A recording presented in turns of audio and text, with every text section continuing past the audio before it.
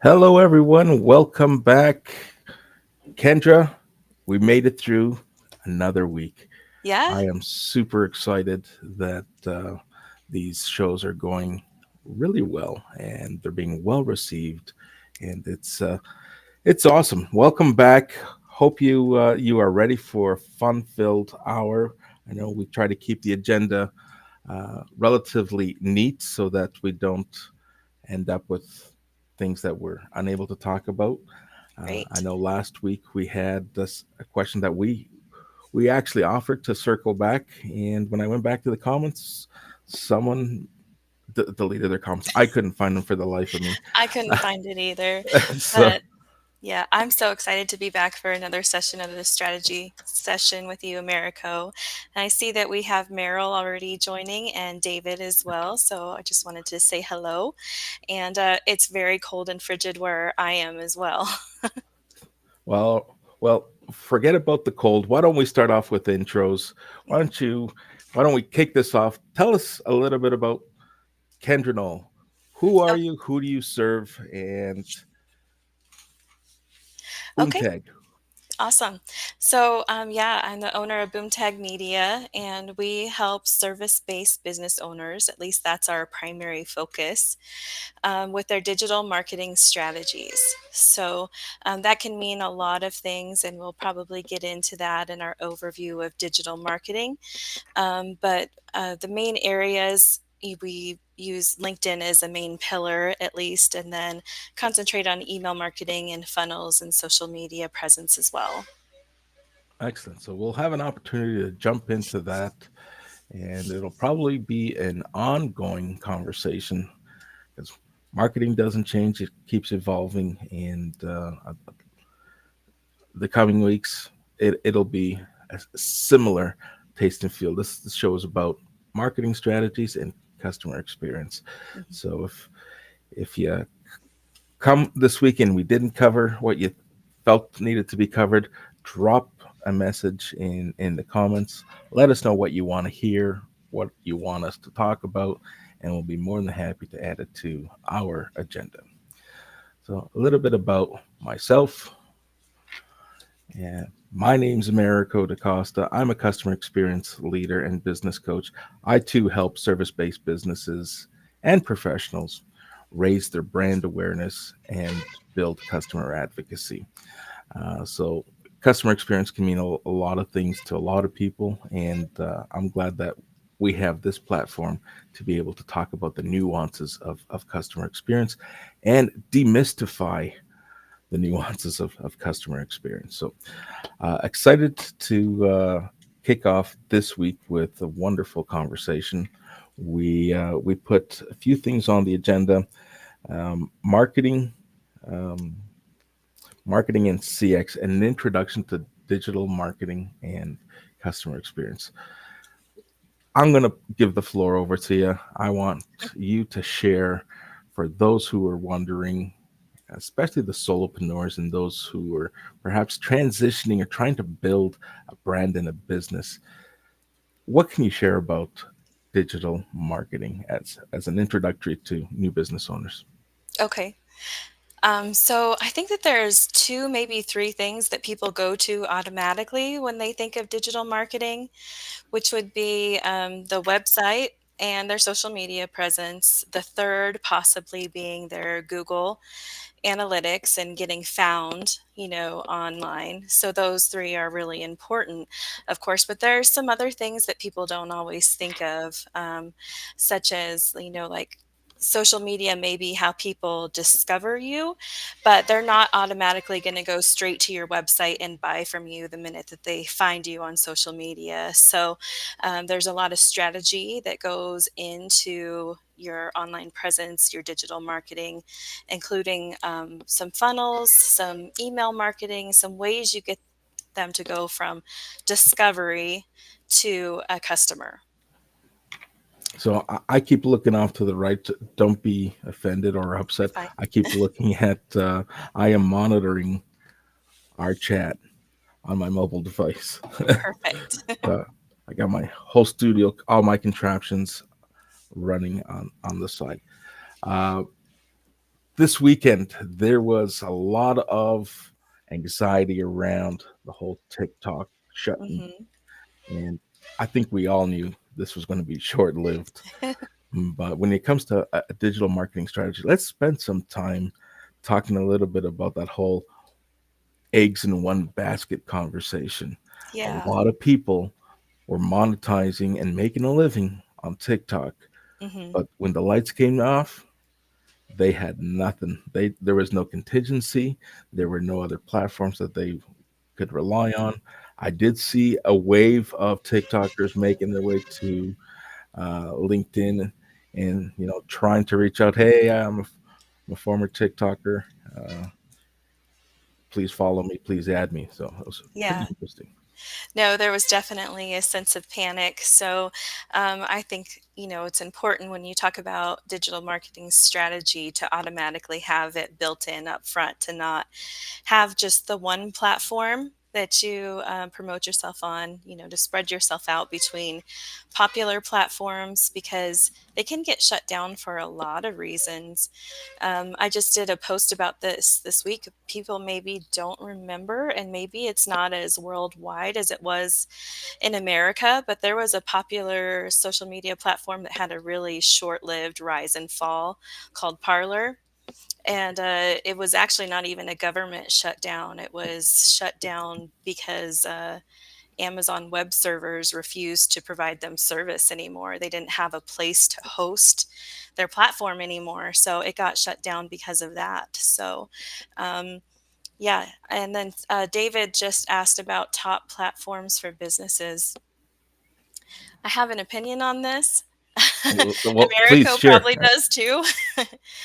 So LinkedIn's my go-to and the one that I am always suggesting for my customers. But I like Instagram as well. I had just barely dabbled into TikTok, so it had not had a huge effect on me when all the panic happened. But it's not that much different in a lot of ways from Instagram. So, Americo, what do you think for top platforms for businesses? Absolutely, hands down for myself as a service business provider, LinkedIn, definitely. I do have a presence in other areas, but that presence is extremely and smaller in comparison to my presence on LinkedIn. Hmm. My website, I would say, is probably my next go to, and all my channels kind of point in everyone into the direction of LinkedIn and my website. Yeah, I hope that that answers that question. I have seen some LinkedIn users just like clinging a little bit too tight, in my opinion, to LinkedIn. I love LinkedIn and I help a lot of people with it, but I do think that there's a tendency for people who really love LinkedIn to have it be the be all end all platform. So I don't know. I've seen that a lot in my comments lately. Like I've never used any of the other platforms because they don't seem to fit my business. Um, but I Yeah, think that we need to be careful with that. Like you said, putting all of our eggs in one basket. yeah. The other thing is consider your value proposition and the problems that you're solving. So if your focus or one of your values propositions is personal branding dedicated or focused on LinkedIn, then it's really not going to gain much traction if you go to Instagram and talk about LinkedIn. It's right. It kind of goes part and parcel. I know there's a lot of people that do it, and there's some huge marketing campaigns on the other platforms pushing people to Hmm. LinkedIn. But maybe I'm still too small to really pay close attention or gain the awareness and the traction by talking LinkedIn on other platforms. Okay, I'm a But crazy it's one. I'm the one on Instagram constantly talking yeah, about and LinkedIn, but I will say LinkedIn advertises on Instagram itself. So if yeah, LinkedIn is absolutely. putting in the ads there, I Yeah, think that they're there's all some helping room each for other it. out. Yeah. Everyone's got hands in each other's pockets, and they're helping each other out. And hey, That's true. there's no right or wrong. I think the important thing to remember Mhm. Is it's not a one size fits all. What doesn't work for me or what I find not being favorable doesn't mean that that's gospel. And I know a Right. lot of people on LinkedIn have that strong opinion of Mhm. people who refer to themselves as experts and gurus.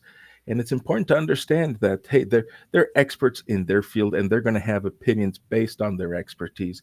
Doesn't and may not always align with the opinions of other members. So it's we can all be respectful and agree to disagree because what works for you may not work for me. And we talk about content Absolutely. types.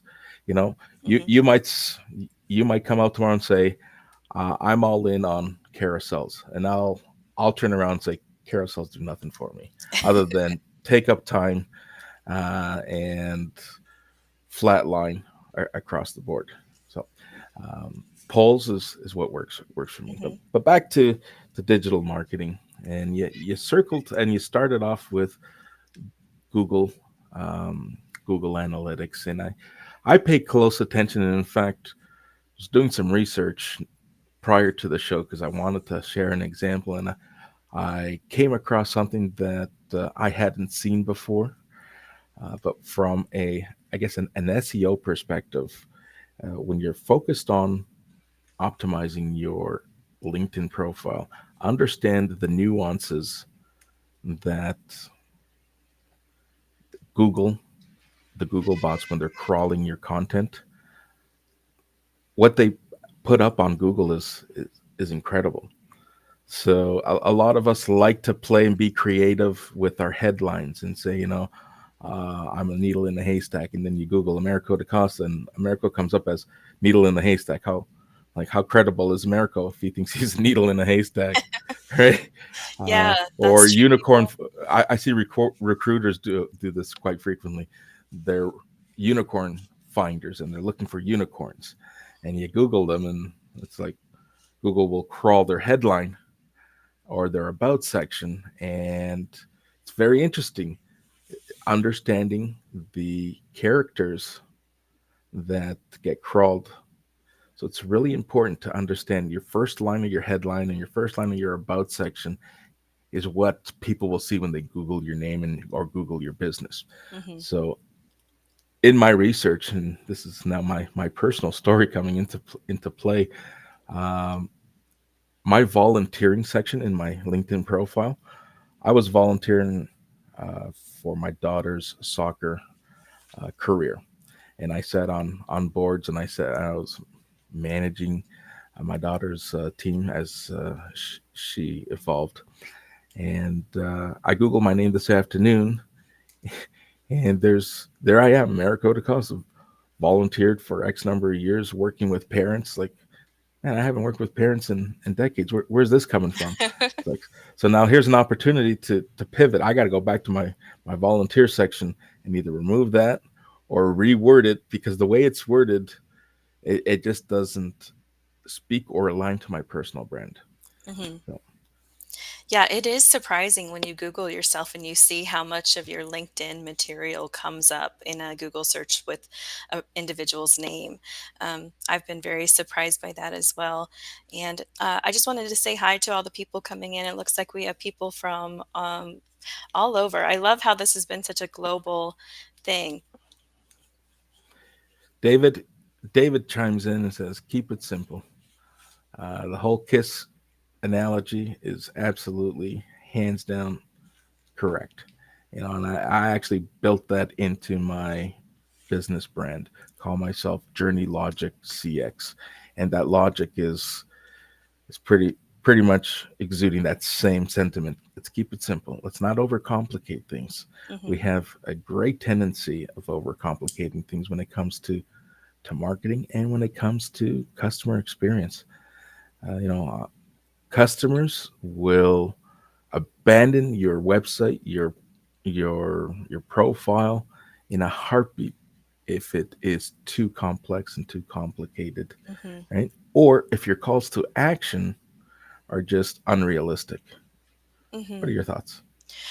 Yeah, if they're unrealistic or if they're struggling with broken links and things like that, if we're not testing to make sure the customer experience that goes from finding you to landing on your website or landing on the page where they buy now, or if there's any hangups in that whole thing, then that is something that we need to be careful of, and it may be something that turns people away. So I Yeah, agree with you, and we need to keep that simple and also keep it fresh and make sure that we're testing it to, sometimes you get a 404 error or something like that on a link that you thought has been working forever.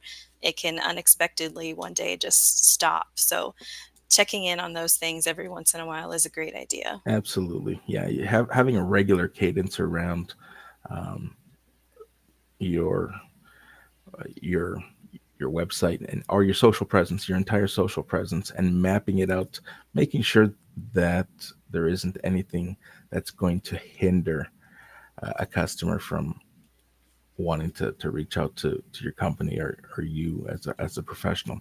I had another personal story. I had a trip that I booked and went on, and this was now a year ago. It'll be a year in March.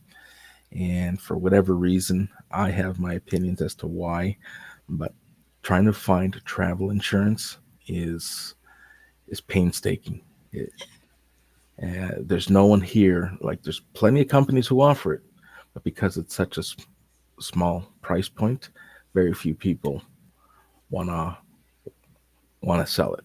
So you got to find someone or a platform that enables consumers to go on and buy it themselves. I found an insurance provider, and on their website they made a guarantee. Their call to action was, reach out and we'll be sure to get you started within 5 minutes. Well, first of all, you don't operate 24 hours a day, so why are you making a commitment to get back to someone within 5 minutes? Hmm. Nonetheless, I, I I found a platform that was willing to take my information and offer to help me. So I kind of discredited their call to action and their guarantee, and I said, you know what, doesn't matter. Someone can get back to me in the next business day. Uh, I'll give you my money. And it is now January 21st. I have booked, traveled, and ready to book my next vacation, and they still haven't called me. So, marketing, digital marketing is one thing, and you're pumping out content and you're pumping out all these great messages, but sometimes you got to remind yourself you got to live up to what you're promising. Don't over commit and under deliver. Yeah, that's a really great point. So, so those are my personal stories, and I think people like storytelling. Man, have I got stories. That's one thing I'm hoping to get better at this year is incorporating a little bit of storytelling in my marketing. So, any tips you have on that, I'm all ears. Well, as you can probably tell, part of my marketing strategy this year is being less of a keyboard warrior. I feel that it's extremely important to double down on um, my voice, bring in my voice to my brand, bringing my brand to an audible experience and a visual experience, Mhm. so that we're making an emotional connection.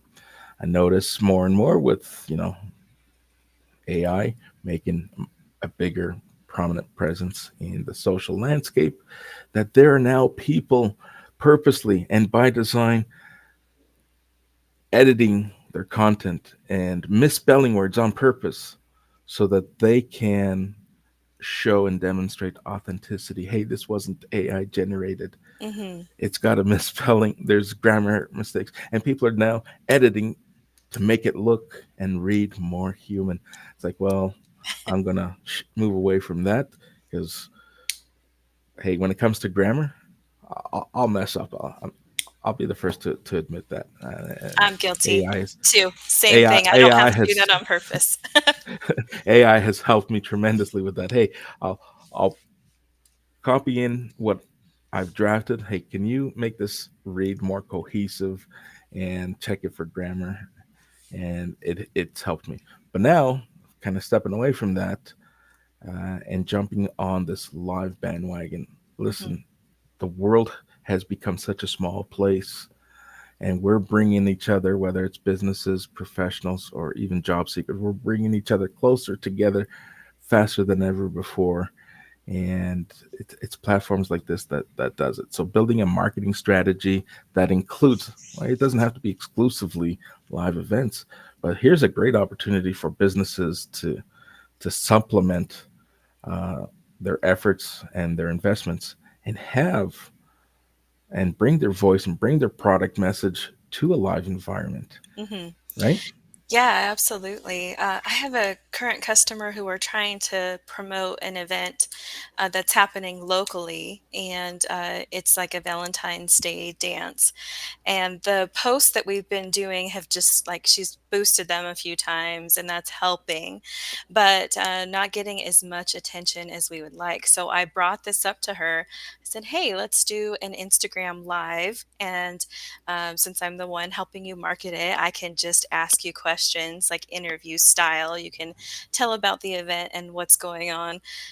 It's funny, sometimes people are really reluctant to do that. They're like, well, who wants to see me out there talking about this event or about my business? They have this hesitancy for it, and I'm just hoping that more people are open to it for a lot of the reasons you said. It helps get more attention. You said your analytics and everything have been improved. You're getting more eyeballs, and I think that is something that a lot of business owners could use in their marketing strategy, and doing lives and being open to just talk with other people and interact, with the comments and that kind of thing. It would be a good strategy for most people to at least dabble in. Absolutely. Uh, I did share with you the increase in visibility, and that's important. At the end of the day, the vanity stats, the impressions, they mean nothing. But when those impressions start to turn into DMs, hey, I'd like to hear more. Hey, can we sit down and see if there's any way that we can collaborate, or if we can do work together? It it definitely, I would say, the quickest ROI in the shortest amount of time. So Hmm. anyone contemplating this whole live strategy and have any anxiety around this strategy, reach out. We'd be happy to help. Let's take a commercial break here to say hello to some of our members. Any, thank you for joining. Uh, any shares. It's great to hear and see you using voice um, a little more, Americo. And Annie's an inspiration to many of us. If you're not following Annie, you may want to do yourself a favor and ring his bell and give him a follow. He is Hmm. quite instrumental and a really prominent voice here in the LinkedIn community. And I've been following him for, if not close to a year, just over a year. And I know I've attended audio rooms and events, and I have people to. Hmm. and people will make reference to, hey, reach out to Annie, he'll help you. So it's the whole LinkedIn effect is real. People talk Yeah. about it. Some don't believe it, but it is so real. Um, Now we're kind of digress here. Basic social media strategies. Uh, let's talk and spend a little bit of time on strategies. Of course, this is just an introductory call, and I'm sure as in the coming shows, things are going to evolve and maybe get more in depth. But we also don't want to lose sight of our audience and make it too in depth that we bore them to death. So why don't we talk a little bit about basic social media strategies? Okay. Yeah, I mean, how basic are we going to get? I'm wondering. So We're let's smart. remember, keep it simple. Yeah, David wanted us okay. to keep it simple. That's a great point because I would have a tendency to get off the rails on this a little bit, I think. But so one but basic social media strategy would be a content calendar. Um, I kind of base my strategy around having certain days of the week where I have kind of known, and I have some days built in that are flexible, but then I have other days where, like, on this day, I know that I'm posting this kind of content. So I've, like, for example, Fridays are my funnies. I have Friday funnies, and then I have truth bombs usually on Monday or Tuesday. And then I have days where I just talk about like what's happening, what's current. So either like the TikTok thing or events that are coming up. That's kind of all built in. I know what my week is going to look like. And for my customers as well, I think that having certain days of the week that you know you're doing a post and you kind of know the structure of that post, or what kind of post it's going to be, is a good general idea. Excellent. Yeah. So time of day, and of course this takes time to figure out, especially Hmm. business owners who uh, love to wear multiple hats up until the point where they just don't have the time to do so. And that's where you and I come in, is to help alleviate some of those pressures, because we get all caught up doing everything that we don't take the time to step back and understand what our efforts are doing and what our efforts are translating Hmm. into. And hey, I've been guilty of it. You're spinning your wheels for so long, and you're putting out content a couple of times a day for 7 days a week, and you realize, man, I just killed how many hours and got nothing in return. Right? So you gotta, and everyone has to go through that stage to learn. It's like, all right, we got to pivot, we got to rethink. Maybe we got to bring someone in who knows what they're Hmm. talking about, or who knows they can help me get better at this. And I find that some days, you know, my my honest kind of goes in peaks and waves. My Sometimes they're on, sometimes they're not, and it's really, I've given up on finding the right time and consistency. So I've just stuck to, I'm sticking to 8 a.m. Eastern time. And if I go twice a day, typically in the evening, it'll be a poll to kind of get things moving and wake up the algorithm, because it'll start gaining traction in different time zones. And by the time I wake up, there's fresh activity for me to engage with.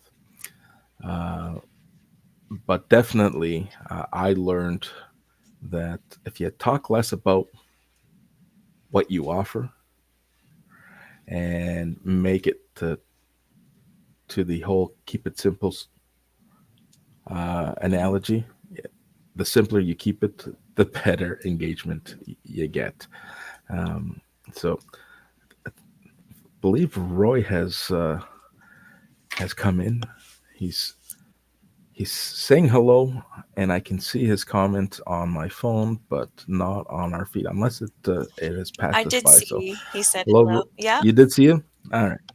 So we now have a global presence, and I really enjoy this whole Hmm. global presence, and how even from a marketing perspective, you know, we no longer have to limit ourselves to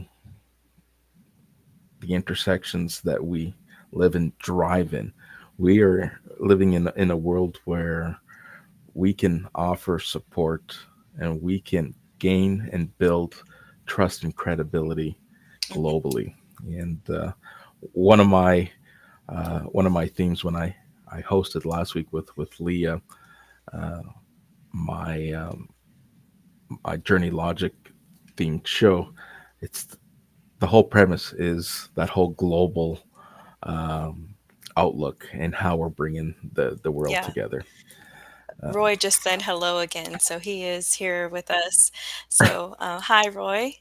And I agree with the the universalness of this platform and these lives, I just kind of played with posting time this week, because I was posting the shorts, the clips from our last time together in the strategy session.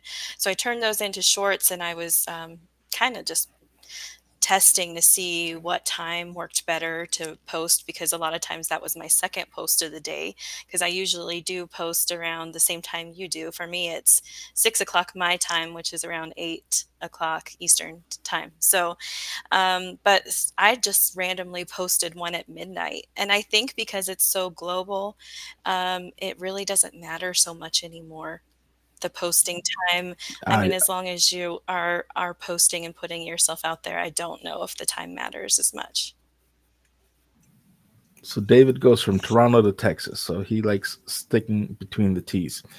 Uh, but I think the underlying message is understand where your audience is, right? If you're growing exponentially in global geography, then yeah, time may not mean as much. But if you're more concentrated in one or two time zones, then yeah, you're going to have to whittle that down so that you're capturing your Mhm. audience at the time that they're most active. And you can run a prompt and ask, what's the best times to run for a particular type of platform or particular type of audience. And that I noticed even that changes. Uh, if I run a prompt now and 6 months from now, it'll probably give me different times once It does. again. It'll give you But different times, and it you also touched, depends on which platform you're asking for the time, because they can vary very widely. yeah, absolutely. You touched on something that is also going to be um, a 2025 initiative for me, because a lot of us want to produce content and a lot of us want to be diverse in the content that we share. But our audience, if consumes our content because they like our core messaging. So now here we are talking about Hmm. repurposing. And I like the whole fact, and I learned yesterday, and I wrote it down here somewhere, and I'm going to try to look it up. These shows that we're producing can be broken up into so many ways. At the end of this show, I can take just the audio and transcribe it and use it in a newsletter, in an article. So it doesn't necessarily just have to be shorts. It, you can just transcribe this conversation and build content from that transcription. So it's definitely something I want to do or get better at, so that I'm um, capturing my audience and giving them my content in the form that they choose to Hmm. consume it. So for those who want to read, there will be written content for them to consume. Those who want to listen and those who want to see our beautiful faces, they can join and watch us have this conversation. So it's definitely it's probably been happening for the longest time, but just because it's so near and dear to me, and I'm doing more of it now, it's I now see the value in delivering a different or an improved experience here on LinkedIn. And I think it's important that we understand that for helping individuals and we're helping members evolve and optimize their LinkedIn presence, that if we share and use marketing analogies and customer experience methodologies, they're transferable and they can be applied here on LinkedIn, because LinkedIn is more than a platform. It's for a lot of us, it's a business. It's where we spend. I would say today I spend more time on LinkedIn than in my inbox. Right. Yeah, So I would agree. I think the communication I have on LinkedIn is far and above anywhere else that I'm putting time in. I am putting time on other platforms, but it's just different. There's a different level of networking, collaboration, all of that happening on LinkedIn. this was an introductory conversation. So I feel, and I don't want anyone to feel like we're all over the place. This conversation is happening by design. We didn't want to overwhelm anyone, and just make it very or more laid back. But if anyone has any questions and would like to join us on stage, now's a great time. Put your hand up, drop in a comment, and I'd be happy to share the studio link with you to have you join us on stage. If we're not connected, then be sure to add me, send a connection request, and as a first degree connection, I'll just drop a DM with the studio link for you. Perfect. I love that Uh, we have the opportunity for people to join the stage and to ask questions. so we had a few people join us since. We have Brenda, Marcia have joined. Thank you, everyone who has been sticking around for this conversation. We appreciate your support. And for anyone who's listening to this on replay, don't hesitate. Let us know where you're joining us from. And if you have any questions, feel free, drop them in the comments, and we'll be sure to Mhm. circle back. So, our friend Roy would like to join us. So, I am going to send Roy. Give me a second here. Copy the link. Yeah, and Brenda has a question, which Americo, you're the Restream guru. So I'm gonna push this one over to you, but she thinks that the circles, the way that we have our video in the circle, she's saying like that looks great. And what kind of platform did you use to stream? Yeah, so we are on Restream, and the Restream Studio does have some design templates, and that allows us to play around with it. I know I too um, cringe a little bit, and when I when I join other calls, I was a guest speaker yesterday on another show, and they were using the square um, format, and by the time you have six of us on stage, the entire screen is Hmm. blacked out. So I'm trying to keep some color, trying to keep it uh, pleasant and easy on the eyes. I felt that this worked really well.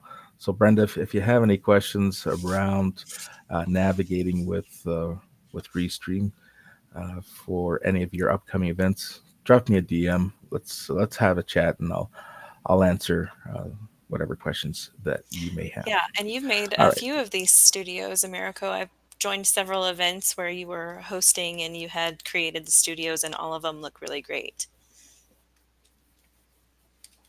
Well, thank you. Yeah, I- I'm toying around with them, and I have some intro videos for some of them, and trying to get better at producing these so that my audience can see that, hey, you know what, maybe there is hope for these third party Uh-huh. platforms, because a lot of people are still holding on strong to the native audio room experience. All right, I am going to. I keep getting distracted here answering questions. I apologize, Roy. I'm just going to send you.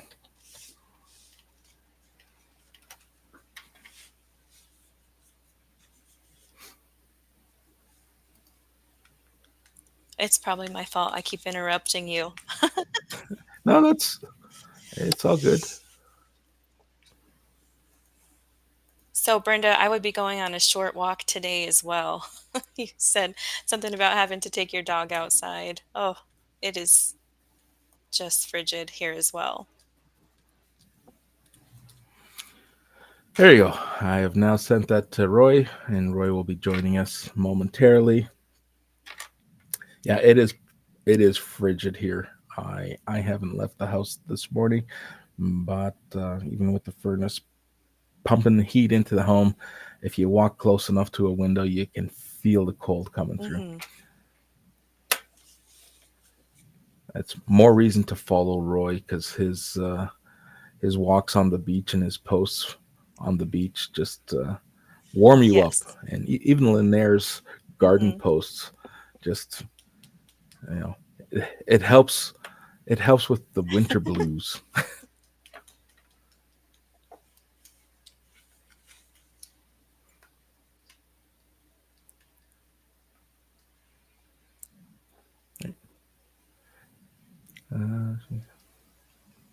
Excellent.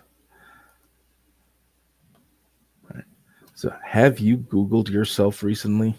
If you have, those of you in the audience, Google your name and take a peek at what Google, the Google crawling bots share with the rest of the world, and you'd be surprised as to what you may have to go back, change, alter, and tweak, especially if you're self-employed running a business.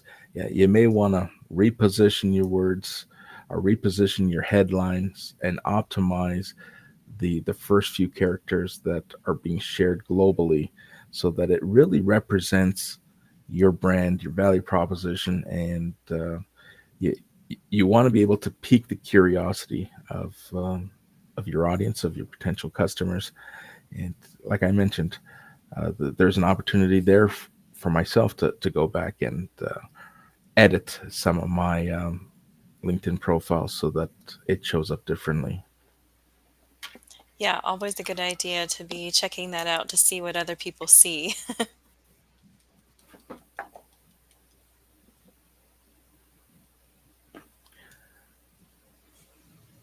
Hello, Christy. Thanks for joining us from Florida. Hope it's a little warmer. I know Florida's been parts of Florida have been experiencing a little bit of a chill.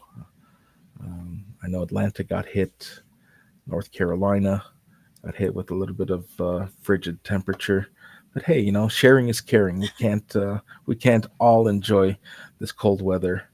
Uh, we need to share with our friends to the south. And feel free send some heat up our Yeah, way. that would be nice.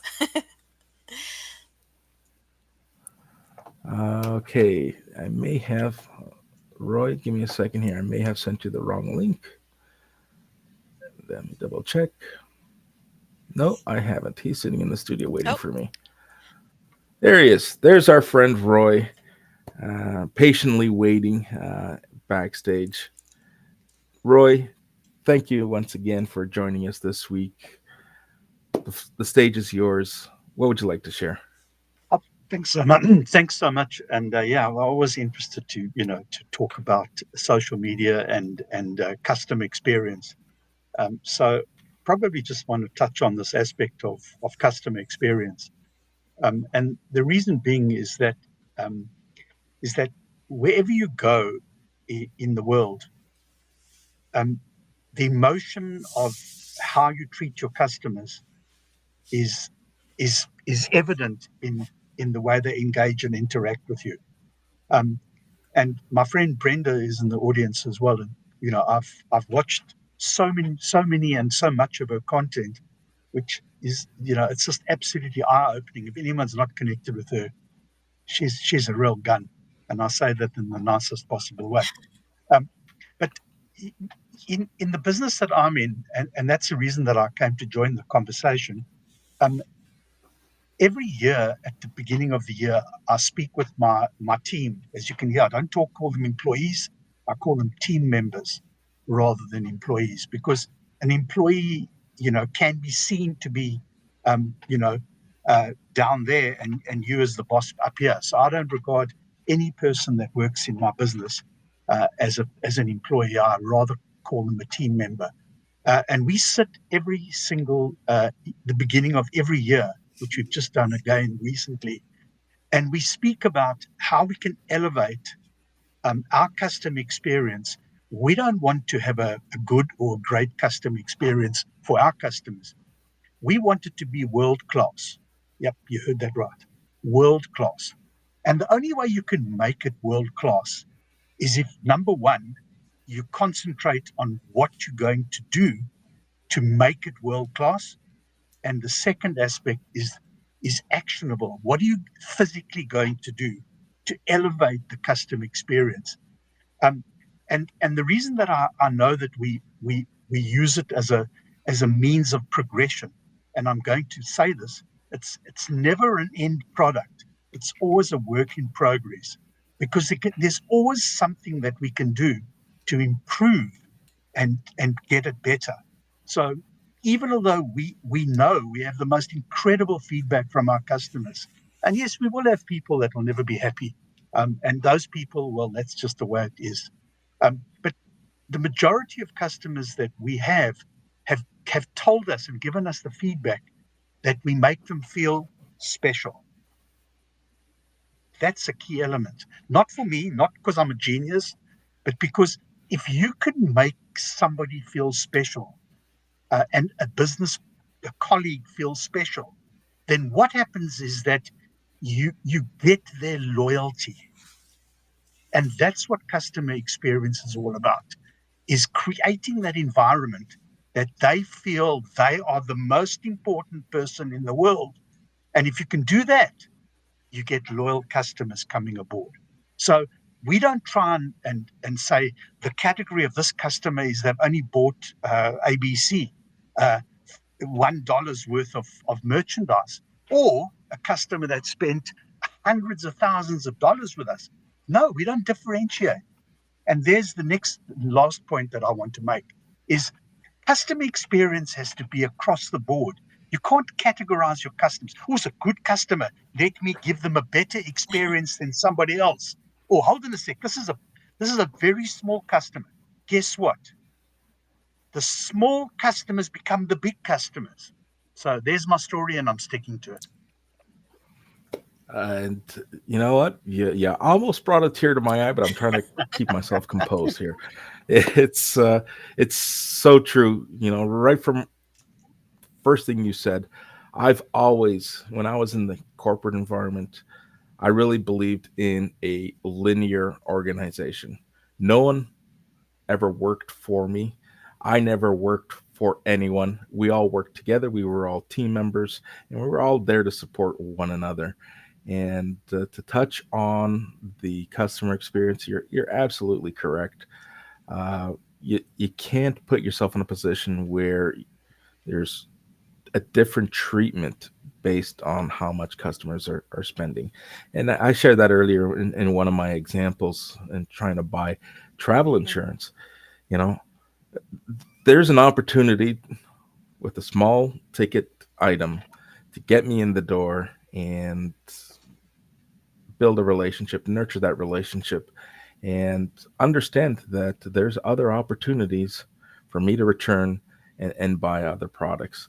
Uh, the one thing, and it's I got it scheduled to go out tomorrow. As part of some of the research that I've been doing.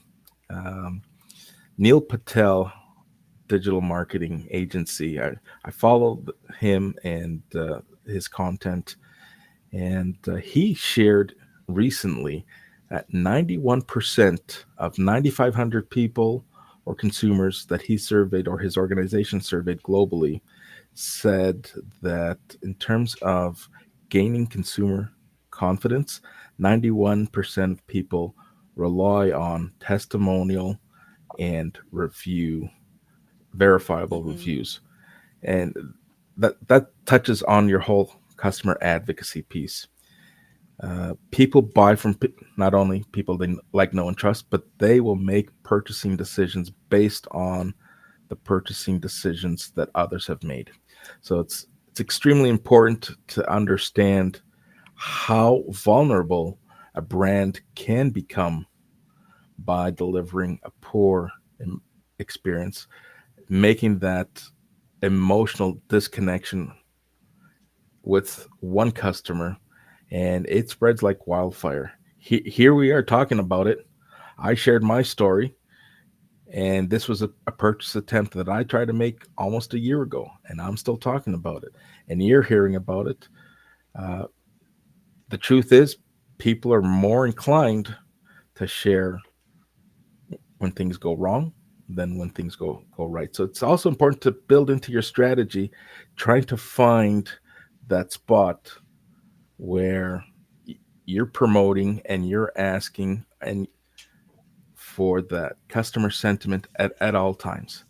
Um, you only get what you ask for, and if you're not asking your customers, and or if you're not demonstrating enough that your customers would want to do it because you've just genuinely wowed Mhm. them, then it's a strategy any of us may want to rethink on boosting, because customer sentiment.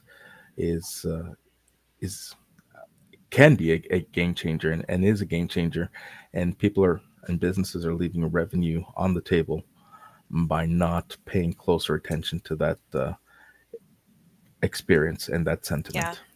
Absolutely. And this ties in with a couple of the comments. Christy says customers that feel special will return.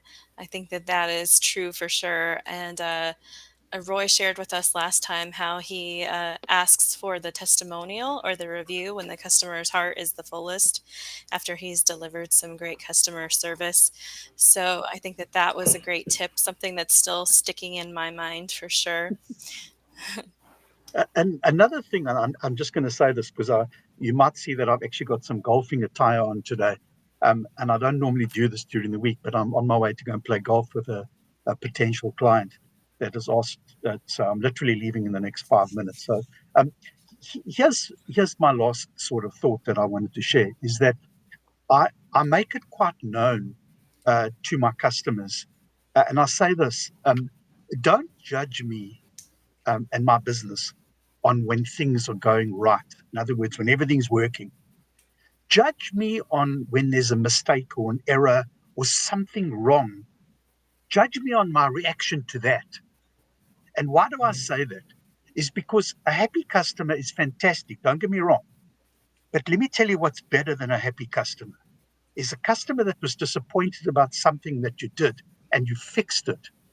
That person feels so much better because they saw what you did to fix it and how you fixed it. For instance, um, yesterday, one of my customers, I did this backlit a light box, like a huge big light box, in their new offices, and they called me to say that the print has got some marks on it. And I went there yesterday, and yes, there are some marks on it. Um, when I went and did a little investigation, that was the artwork that they gave me. I could have said to them, um, "This is that artwork that you gave me, so this is what I've produced." But guess what I said to them? I said, "Are you happy with this? Yes or no?" They said, "No." I said, "I'm going to replace it." They said, "Are you serious?" I said, "Yes." Why? I said, "Because every time you look at that print, you're going to say to yourself, 'Oh, I can see those marks on it.' But it's not my fault." But guess what? What I'd rather do is have an ecstatic customer rather than someone that looks at the print and says, "Wow, I know it was our fault, but it didn't get fixed." So that's what I wanted to share, and I do have to get going. So I love these conversations with the two of you. Kendra, I've had a one-to-one with, and we're going to be collaborating.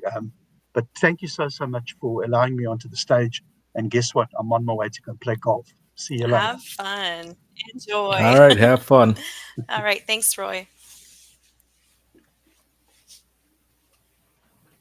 Well, there you have it, folks. We're at the almost at the top of the hour. Thank you, Roy, for joining us. And here's another great example that really warms up my heart. I like the fact that I just heard that Kendra and Roy are going to collaborate. So I look forward to seeing what's Yeah. coming.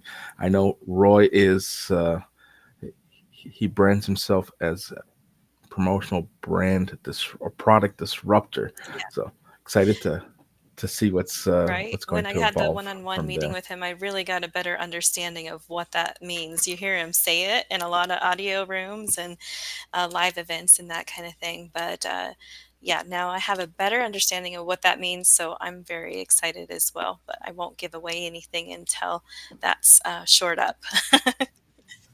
Yeah, fair enough. But hey, here's another great example. And we when we think marketing, we always think marketing of our products, of our services, and we fail to recognize that our our efforts in marketing our products and service open doors and opportunities among the community, and this is a great example. I joined one of your audio rooms, and here Hmm. we are. Roy joined our rooms, and it starts to take on this snowball effect, and it starts to grow and becomes contagious. And next thing you know, people are going to be reaching out to others who may be on the stream or in different streams. But that's the beauty of it.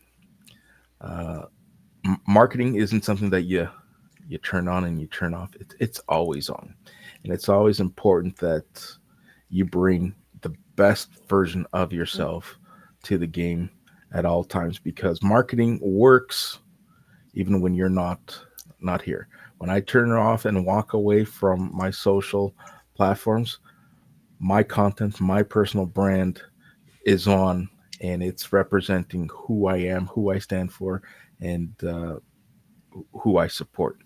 So it's always important to um, always be ready to evolve and change, because what's trending today, what's important to customers today, may not necessarily be as important to them a week, a month, a year from now, right? Yeah, And that's so true. And I think consistent content, you hear that all the time. You got to be consistent with your content.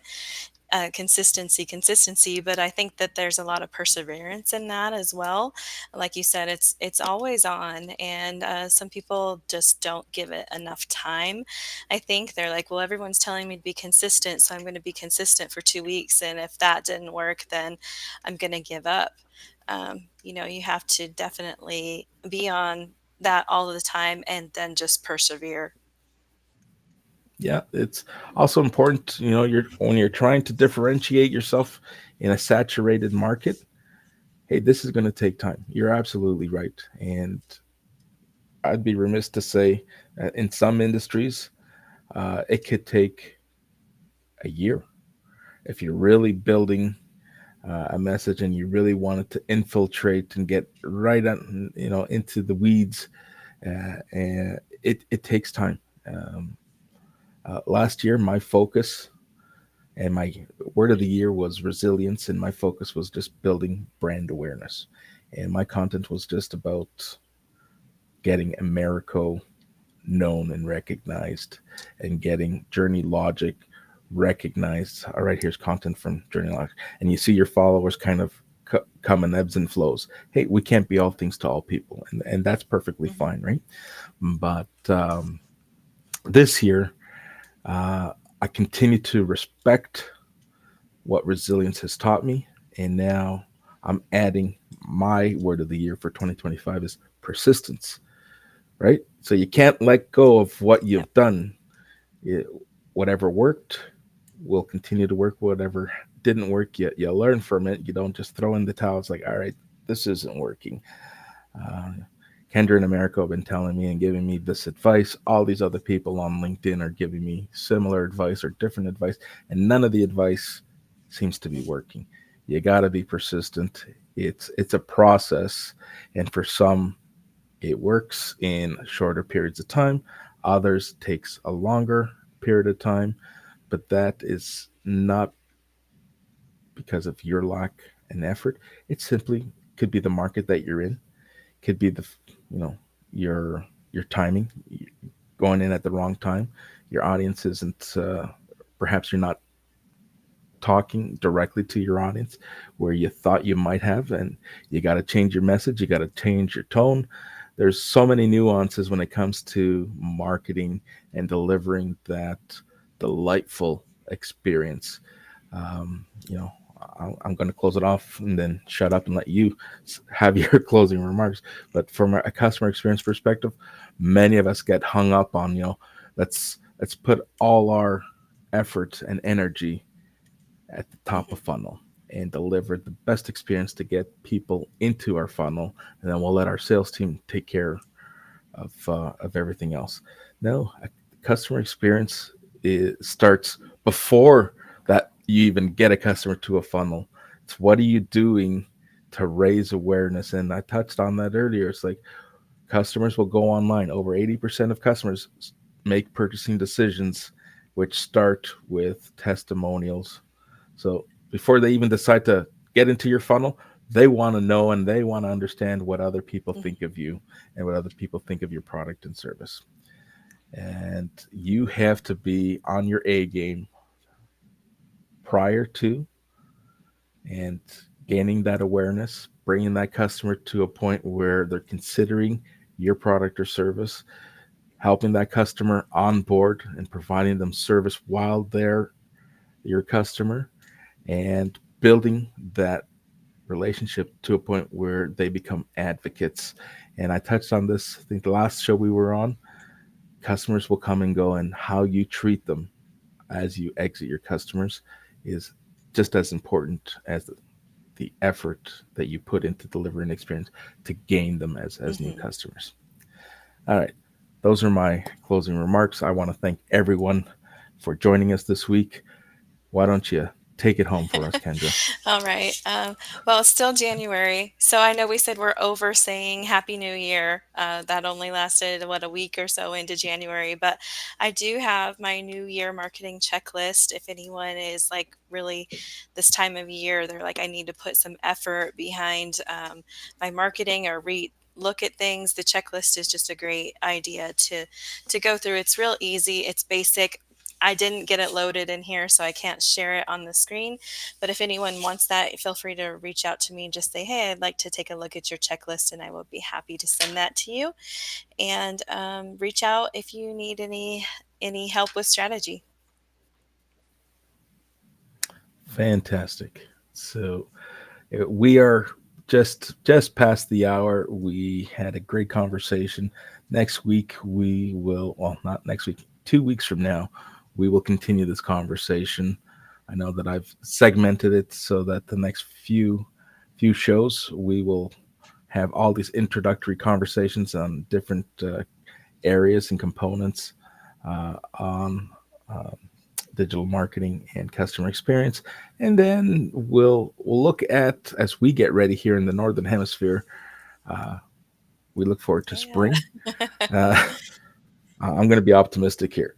We're going to look forward to spring and see what our show will evolve into, what it will bloom into. Uh, I I know we both have some great ideas, but this isn't just about Kendra and Americo. This is also about the community that they serve. So if you have any thoughts, suggestions as to what you want to hear, what you'd like us to talk about, what you might want us to go into more detail in, and do a deeper dive, please let us know, because we're here to lead, support our and nurture our communities and deliver a viewer experience that you want to see, and that's just what we want to tell you. All right. So on that note, I said I was going to shut up, and I just couldn't do it. So uh, thank you, everyone. We're shutting the room down, and we'll see you all in a Thanks, couple of weeks. Americo. Thank you, everyone.